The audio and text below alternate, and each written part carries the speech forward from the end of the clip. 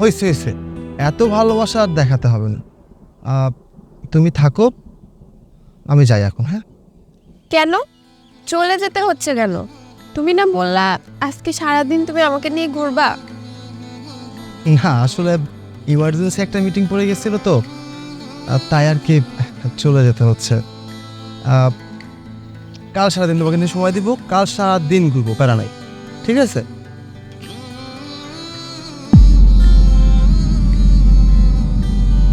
দোস্ত তুই একটু থাকা, আমার একটু কাজ পড়ে গেছে তো আমি একটু যাই।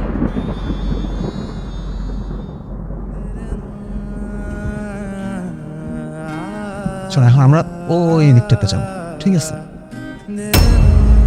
এই ফোনটা দাও তো।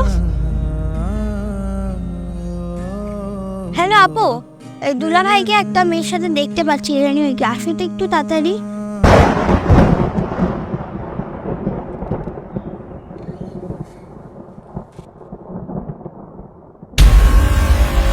বাহ রোহান, বাহ, তুমি আমাকে এভাবে ঠকাতে পারলে রোহান।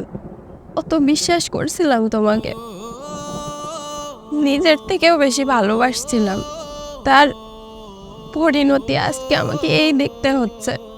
আর তুই তুই তো আমার বেস্ট ফ্রেন্ড, তুই কি করে পারলি আমার সাথে বিশ্বাসঘাতকতা করতে?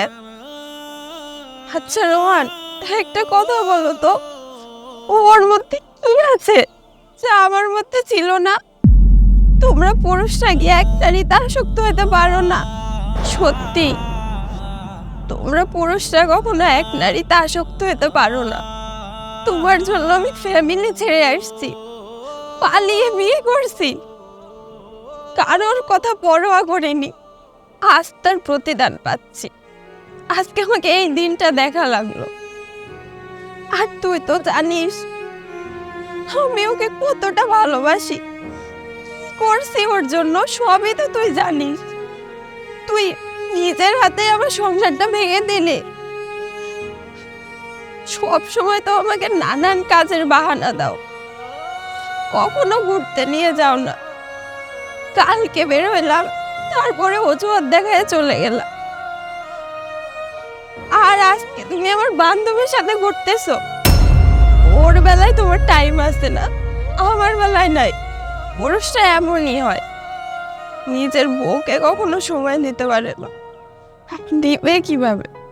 সে স্ত্রীকে ভালোবাসে না, সে তো পরনারীতে আসক্ত। খুব ভালোবাসিস না ওকে, খুব ভালোবাসিস।